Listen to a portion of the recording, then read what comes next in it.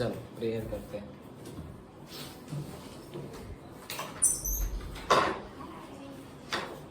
चलो प्रेयर करें। या देवी सर्वभूतेषु या देवी सर्वभूतेषु विद्यारूपेण संस्थिता नमस्तस्यै नमस्तस्यै नमस्तस्यै नमो नमः।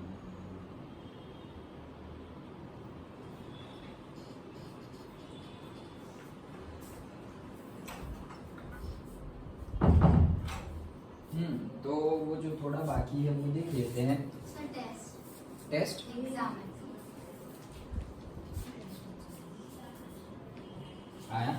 हाँ सिर्फ आपसे बाकी सब नहीं आज लास्ट था। हाँ इसी बहाने मेरे जैसे उसने छुट्टी ली थी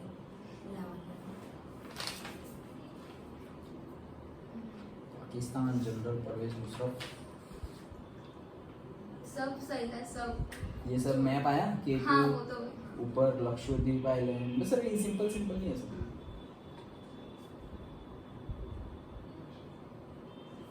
ये किया डिफाइन ब्लैंडॉग हाँ, वो डायन वही वाला। हमने किया था वो। मैंने बोला था ना कि ऐसा तो पूछ ही लेंगे। इनका तो टेस्ट भी बहुत बार लिया था मैंने इसलिए यही 32 तो आ ही जाएंगे क्योंकि 32 ये सारे मिला के और सिर्फ 8 मार्क्स एमसीक्यूज के हैं तो उसमें से पता नहीं। ये भी हम सब ये पेपर सब संभाल के रखना क्योंकि हम सब डिस्कस करेंगे एज वेल एज टेस्ट भी शुरू करेंगे। तो डिफरेंट जैसे कि तुम्हारी स्कूल का उसको उसकी स्कूल का तुम्हें वैसे भी हम देखेंगे।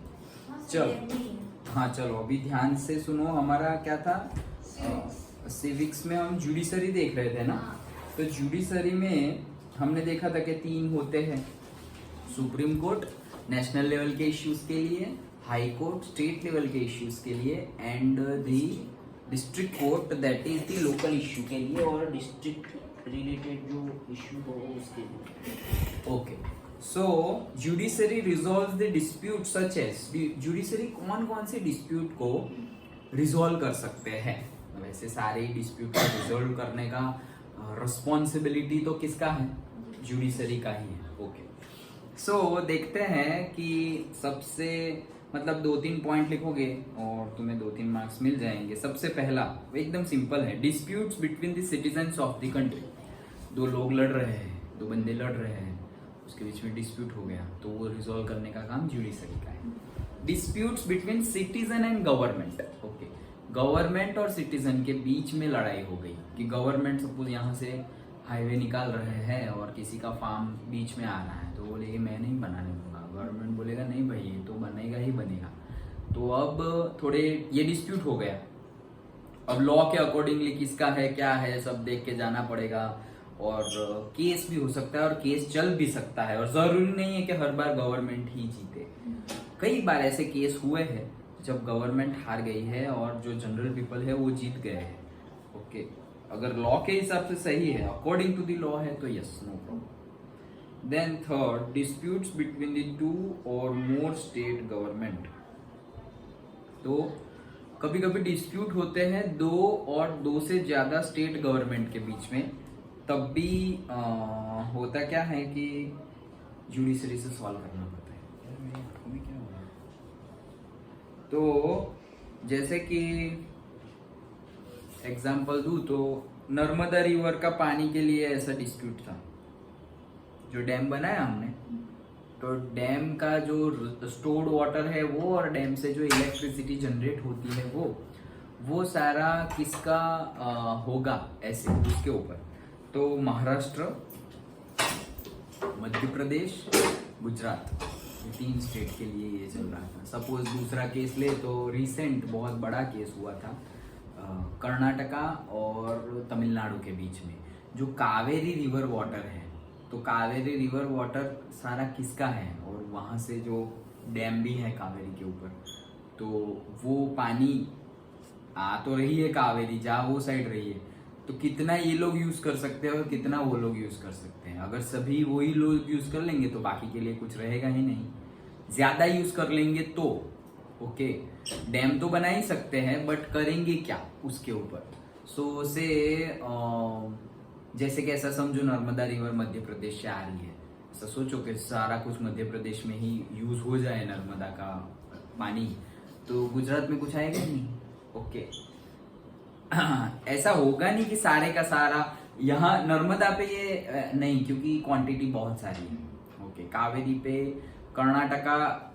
कर्नाटका के भी वेस्ट में से कावेरी फ्लो हो रही है। थल कावेरी हमने देखा था, शायद नाम याद हो तो, जियोग्राफी में कावेरी का जो पॉइंट है बॉन, कावेरी का बॉन जहां से होता है वो पॉइंट को बोला जाता है थल कावेरी, जियोग्राफी में है ये वर्ड। सो वहां से निकल के डायरेक्ट बे ऑफ बंगाल या फिर डायरेक्टली वो हमारा जो सी है, ओशन है, वहां जा रहे हैं, इंडियन ओशन बोलो, पैसिफिक बोलो, वहां तक। ऐसे तो बे ऑफ बंगाल को भी हम एक्सटेंड कर ले यहाँ तक तो चलता ही है, वहां तक वही जाता है। ओके सो वो भी डिस्प्यूट है, तो ऐसे जो डिस्प्यूट्स हैं वो भी जुडिशरी सॉल्व करती है। And disputes between the government and the state government, कभी कभी ऐसा होता है सेंट्रल गवर्नमेंट और स्टेट गवर्नमेंट के बीच में भी डिस्प्यूट हो जाता है, और ये जनरली हमें पता है ये कब होता है, जब दोनों गवर्नमेंट में डिफरेंट पार्टीज की गवर्नमेंट हो, दोनों जगह पर डिफरेंट पार्टीज की गवर्नमेंट हो। सपोज ऐसा समझो कि सेंटर में बीजेपी है और गुजरात में सपोज बीजेपी है, तो डिस्प्यूट होने के चांसेस कम है।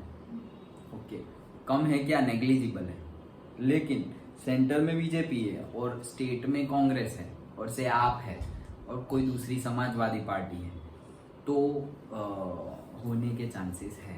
ओके तो वो सारे ही डिस्प्यूट को सॉल्व करने की रिस्पॉन्सिबिलिटी किसकी है, जुडिशरी की। तो ये 2-4 पॉइंट लिखोगे तुम्हें 2 या 3 जितने भी मार्क्स का हो मिल जाएगा। और ज्यादा मार्क्स का पूछे तो ज्यादा भी हम लिख सकते हैं, लेकिन दिस मच इज इनफ, ये रिस्पॉन्सिबिलिटी है। अब जो आगे देखेंगे हम, that is just like a short note on judiciary, कि क्या उसके पास और है और क्या नहीं है।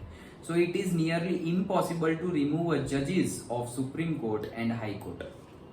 Impossible, nearly impossible, exactly impossible बोल सकते हैं हम, लेकिन अगेन वो वर्ड आ जाता है impossible is nothing. Okay nothing is impossible, क्योंकि हाँ कई केस में ऐसा हो भी सकता है, but nearly, next to impossible, nearly impossible कि तुम हाई कोर्ट और सुप्रीम कोर्ट के जज को रिमूव कर दो, निकाल दो। उसे बोला जाता है, अगर निकालना है तो ये प्रोसेस को बोला जाता है इम्पीचमेंट मोशन।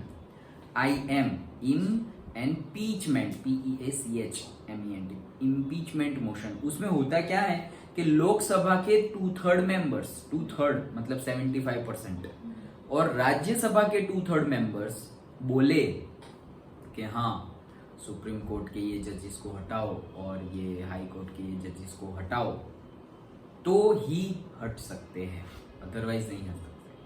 ओके तो जस्ट इमेजिन 2/3 मतलब 75, 50% भी नहीं, 50% वोटिंग में ही लोग हार जाते हैं, कितने मतलब 2 पार्टी बन जाती है, तो 75%, तो सब लोग अलग अलग बोलेंगे तो कुछ होगा ही नहीं। लेकिन सब लोग 2 पार्टीज, 2 ग्रुप्स बने हुए हैं तो भी नहीं हो पाएगा, क्योंकि 50-50 होगा।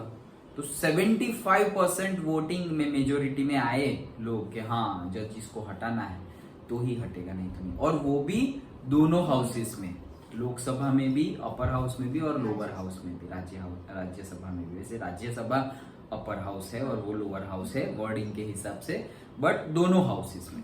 ओके नो पर्सन और लीडर कैन इंटिमिडेट द जजेस। इंटिमिडेट मतलब प्रेशर डालना इनडायरेक्टली। तो कोई भी गवर्नमेंट, कोई भी ऑर्गेनाइजेशन, कोई भी ह्यूमन बीइंग जज पे प्रेशर नहीं डाल सकते। कोई भी बिजनेसमैन, कोई भी एक्टर, कोई भी प्रेशर नहीं डाल सकते कि मैं बहुत बड़ा सेलिब्रिटी हूँ ऐसा करो, या कोई भी गुंडा ऐसा नहीं कर सकते कि ऐसा डिसीजन दो वरना तो कुछ भी कर देंगे ये वो। अगर जजेस भी डर गए तो फिर तो गुंडा राज ही चलेगा फिर, क्योंकि गुंडे बोलेंगे कि अरे तुम ऐसा डिसीजन दो क्योंकि उनका तो केस बार बार आएगा, गुंडों का केस तो बार बार आएगा, तो वो लोग बोलेंगे ऐसा ही करना है, नहीं तो ये होगा वो होगा। और बिजनेस में ना है, बोले ऐसा ही डिसीजन देना है, ये लो इतने करोड़ रुपए, इतने lakhs of rupees. But no, they are not like that. That is the power of democracy. हम ट्रस्ट कर सकते हैं। और कितने लोगों ने, ऐसा नहीं है कि वो लोग चुप बैठेंगे, कुछ ना कुछ करेंगे भी, बट नीडरली होके ये कर सकते हैं। That is we are grateful that those type of people are there in India. Okay, आज ही मैंने थोड़े टाइम पहले ही थोड़ा एक देखा था आर्टिकल। सो कोई एक बंदा था, नाम तो मैंने पढ़ा नहीं ठीक से, बट कोई एक बंदा था जो यंगेस्ट, इंडिया का यंगेस्ट जज बना, यंगेस्ट, और उसकी उम्र थी 21 ईयर्स। 21 ईयर्स की एज में वो जज बन गया। जज, लोग एडवोकेट भी नहीं बन पाते 21 तक तो, और वो जज बन गया। ओके, 21 ईयर्स की एज में वो जज बन गया। अभी रिसेंटली की ही बात है, बहुत पुरानी बात नहीं है, रिसेंटली ही बात है। सो 21 ईयर्स की एज में वो जज बना। तो ऐसे सारे केस और वो सब चीज़ें होती रहती है, कोई भी प्रेशर नहीं डाल सकते, मतलब कोई भी बंदा और कुछ भी। देन इंडियन जुडिशरी, अब ये थोड़ी इंडियन जुडिशरी की थोड़ी बहुत अच्छी बातें हैं। Indian judiciary is one of the most powerful judiciary of the world, ऐसा माना जाता है। इंडियंस भी मानते हैं और पूरी इंटरनेशनल कम्युनिटी भी मानती है कि इंडिया की जो जुडिशरी है वो one of the most powerful है। हाँ, एक रॉन्ग बात तो हमने मूवीज में और सब में हमारे दिमागों में है क्या, कि केसेस बहुत लंबे चलते हैं, 5 साल 10 साल, तारीख पे तारीख। ओके, बट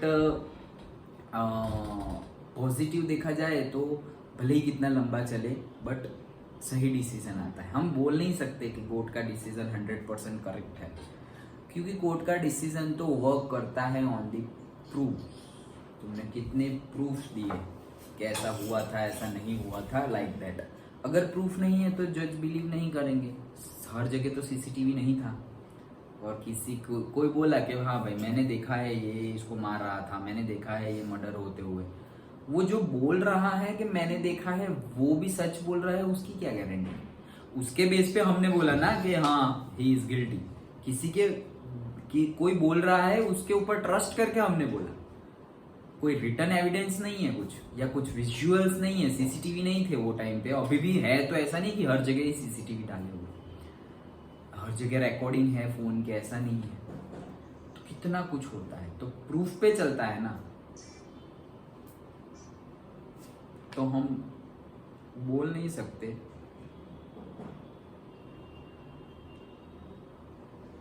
हाँ, हम बोल नहीं सकते कि 100% सही है, लेकिन हाँ जितने प्रूफ्स एंड ऑल है तो हम बिलीव तो कर सकते हैं कि यस नियरली तो सही ही होंगे। ओके, इस वजह से वो गीता पे हाथ रख, हाँ वो गीता पे हाथ रख के कसम दिलाते हैं। ओके, प्लेज, प्रतिज्ञा, कि हम जो भी कहेंगे सच कहेंगे, कुछ नहीं कहेंगे। ओके, तो क्यों? क्योंकि लोग सबसे ज्यादा डर होता है ना, डर पे तो हम भगवान की पूजा भी कर लेते हैं। ओके, कि ऐसा करेंगे तो अच्छा है, भगवान खुश होंगे, और ऐसा नहीं करेंगे तो भगवान भगवान को अच्छा नहीं लगेगा, हमें पाप लगेगा। डर के हिसाब से ही करते हैं ना। नहीं, ऐसा नहीं है हर किसी के, सबकी बात नहीं कर रहा हूँ, मेजॉरिटी की बात है। भगवान की पूजा भी अगर हम डर से कर रहे हैं तो वो ऐसा नहीं है कि उसकी कोई वैल्यू नहीं है, उसकी भी वैल्यू है। भले ही मुसीबत में तो मुसीबत में तुमने याद तो किया। ऐसा नहीं है कि वो डर में जो मुसीबत में अगर हमने याद किया तो उसकी वैल्यू नहीं है, वैल्यू है, उसकी भी वैल्यू है। लेकिन वो वैल्यू तो है ही, मुसीबत में है। देखो कोई भी चीज परमानेंट नहीं है, तो हमारी प्रॉब्लम्स आई और हमने प्रॉब्लम्स में हमने उनको याद किया, दैट इज गुड।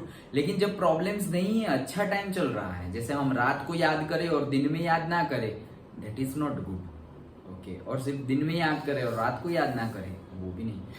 दिन रात कहने का मीनिंग है हमारे बुरे टाइम में याद करें, अच्छे टाइम में याद ना करें। अच्छे टाइम में बोले हाँ मंदिर जाना है, चलो सब लोग रेडी हो जाओ, नहीं मेरी मीटिंग है, मेरा ये काम है, वो काम है, मंदिर अभी आज नहीं जाते, ये वो।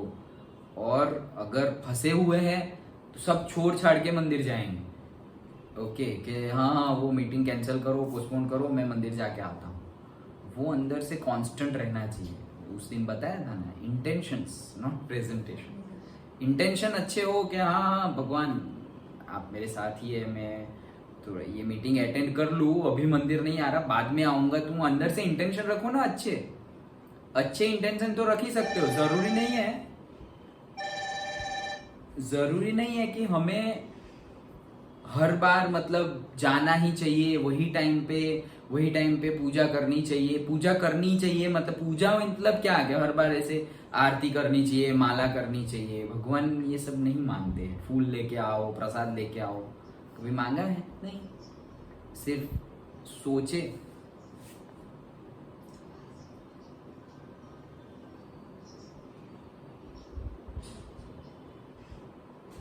कुछ गाना बज रहा है। मैडम बन रहा है। हाँ चलो, सो कहाँ थे हम? हाँ, तो दैट इज नॉट नेसेसरीली कि ऐसा होना चाहिए। बोलते हैं ना, हमारे अंदर इंटेंशन होना चाहिए, जो भाव बोलते हैं हम हिंदी गुजराती में भाव बोलते हैं, वो भाव होना चाहिए, इंटेंशन होना चाहिए। बाकी तुम मंदिर जाओ ना जाओ, पूजा करो ना करो, दैट डजंट मीन कि सिर्फ पूजा करते हैं, मंदिर जाते हैं वही लोग लाइफ में और बिजनेस में और स्टडी में सक्सेस पाते हैं। छोटे बच्चे तो कितनी कम पूजा करते हैं, जितनी पेरेंट ने सिखाई होती है उतनी करते हैं, अदरवाइज। लेकिन उसमें भी अगर कंपेयर करें तो सबसे ज्यादा यंग एज और सबसे ज्यादा उसके बाद ओल्ड एज, बीच का जो टाइम होता है ना, तब भगवान को सब जो मेजरली भूल जाते हैं, बीच वाला टाइम। क्यों?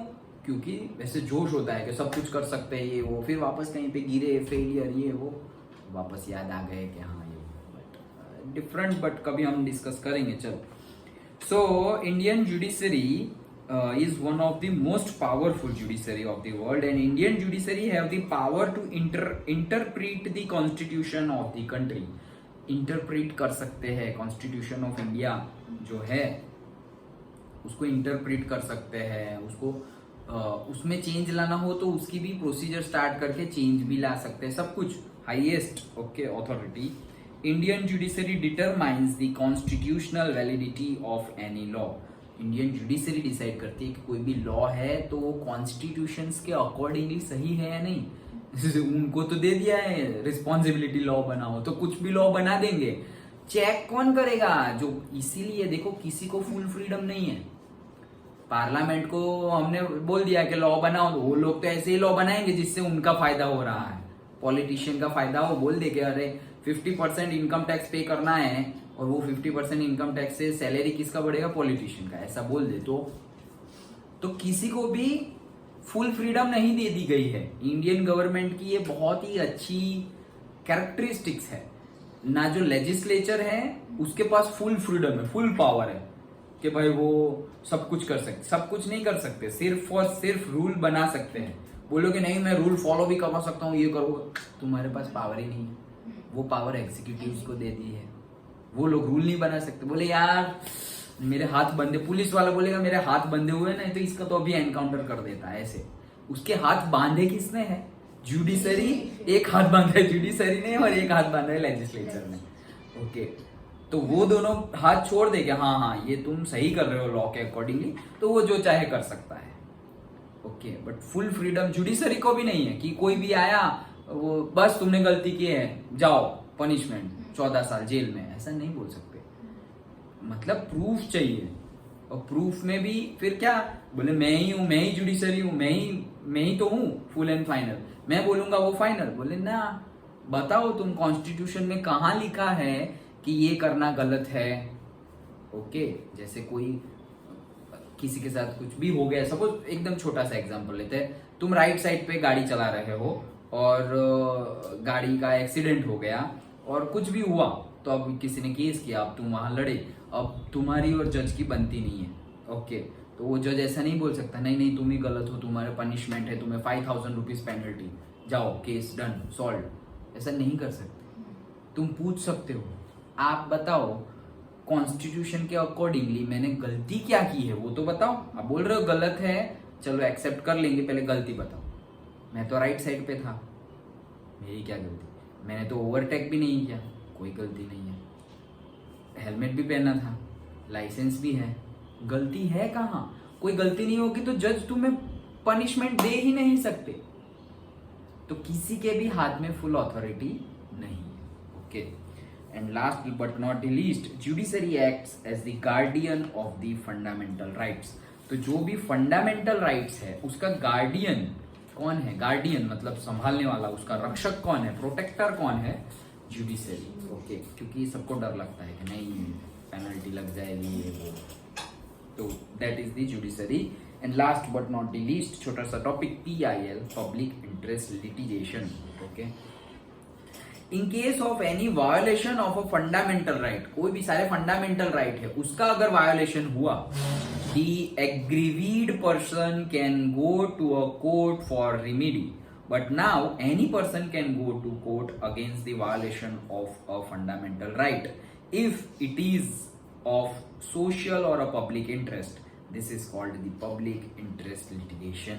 Okay, मतलब क्या बोल रहे हैं कि पहले क्या था कि किसी ने रूल फॉलो नहीं किया तो जो भी मतलब विक्टिम है वो जाएगा कोर्ट के पास और मेरे साथ अन्याय हुआ, ये हुआ, वो हुआ बोलेगा, और फिर उसके साथ जस्टिस होगा। PIL में क्या होता है कि कहीं पे कोई रूल फॉलो नहीं हो रहा है, उसकी वजह से पब्लिक इंटरेस्ट, मतलब मैं भी जाके डायरेक्टली बोल PIL फाइल कर दिया कि क्यों, क्या PIL फाइल की, अरे यहाँ पे लोग ऐसे ही इकट्ठा हो जाते हैं रोड पे और ट्रैफिक बहुत जाम रह जाता है, तो ये पब्लिक इंटरेस्ट का है कि भाई वहां ट्रैफिक क्यों जाम कर रहे हो। ओके, अब इसकी वजह से कौन, सिर्फ मैं हर्ट हो रहा हूं या मुझे ही सिर्फ डिसएडवांटेज है? तो बोले नहीं, बहुत सारे लोगों को ये प्रॉब्लम हो रही है, हेक्टिक सिचुएशंस हो रही है, दैट इज नॉट गुड। तो फिर गवर्नमेंट उस पर सोचेगी, अच्छा ऐसा हो रहा है, इतनी प्रॉब्लम हो रही है, दूसरे लोगों को भी लेके आओ, उनका क्या कहना है, ये जहाँ पे ये लोग इकट्ठा हो रहे हैं उसके आसपास के सभी सोसाइटी वालों को लेके आओ, दुकान वालों को लेके आओ, वी विल सी कि क्या होता है, उसके ऊपर डिस्कशन होता है, उसके बाद उस पर रिजल्ट दिया जाता है कि यस अब यहाँ से यहाँ। पता है बीच में थोड़े दिन पहले, थोड़े दिन क्या 6 महीने हो गए होंगे शायद, यहाँ तुलसीधाम में वो जो सब्जी मंडी है वो बंद हो गई थी। ओके, क्यों? क्योंकि एकदम लास्ट में सब्जी मंडी ने, मुझे जहाँ तक इंफॉर्मेशन है कि वहाँ पे कि सब्जी मंडी यहाँ पे ऐसे है, सब्जी बेच रहे हैं और उसी के पीछे किसी का घर है, तो वो घर वाले और वो सब्जी वाले के बीच में झगड़ा हो गया और फिर उतना बड़ा झगड़ा हुआ तो बोले कि मैं तुम्हें क्या सबको ही हटा दूंगा। तो फिर अब डायरेक्टली ऐसा नहीं बोल सकते कि हमारा झगड़ा हुआ इसलिए बंद करो। तो हुआ क्या कि ये सब्जी मंडी सब लोग यहाँ पे, ये ऑफिशियल सब्जी मंडी नहीं है कुछ, गवर्नमेंट ने ऐसा नहीं बोला कि हाँ यहाँ सब्जी बेचो, तो सोसाइटी एरिया है। ओके, और रोड है, रोड के साइड में तुम बैठ जाओगे, किसी के सोसाइटी के कॉमन कंपाउंड में बैठ जाएंगे और सब्जी बेचेंगे।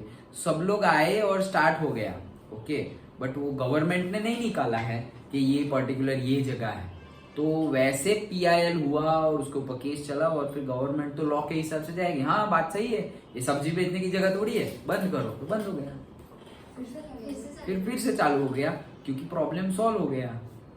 वो जिसने डाला हुआ था PIL एंड उनके बीच में कि क्या प्रॉब्लम है, मतलब पता चलेगा ना, उसका इम्पैक्ट पता चलेगा कि एक सब्जी मंडी बंद हो रही है तो कितने लोगों पे उसका इफेक्ट हो रहा है। कंज्यूमर्स पर तो हो ही रहा है, हमें तो होगा ही, कंज्यूमर्स छोड़ो, प्रोड्यूसर्स का सोचो, जो लोग सेलर है उनका सोचो, कितने लोग कहाँ से आते हैं, सूरत, वडोदरा, शुक्लतीर्थ, झगड़िया, राजपारडी और भरूच तो है ही, ये सब जगह से सब्जी बेचने आते हैं लोग, इतने दूर से सब्जी बेचने आते। ये हम भरूच की सब, हम जो खा रहे हैं वो सब भरूच का नहीं है कितने दूर से आते हैं सब्जी बेचने, बहुत बड़ा बिजनेस है ना सब्जी वाला भी।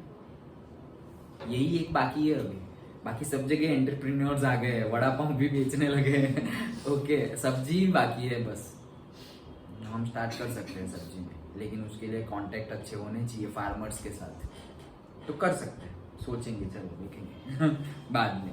So this is about the public interest litigation, litigation और लिटिगेशन जैसे हम प्रोनाउंस करें, गेशन ही करते हैं जनरली। ओके, तो ये था पूरा हमारा वर्किंग ऑफ इंस्टीट्यूशन, आया समझ में, अच्छा था। इसके बाद इसके बाद भी ये जो इंस्टीट्यूशन में जो डिटेल्ड में जाना होता है वो 10th में जाएंगे। ओके, चलो तो मैथ्स करते हैं।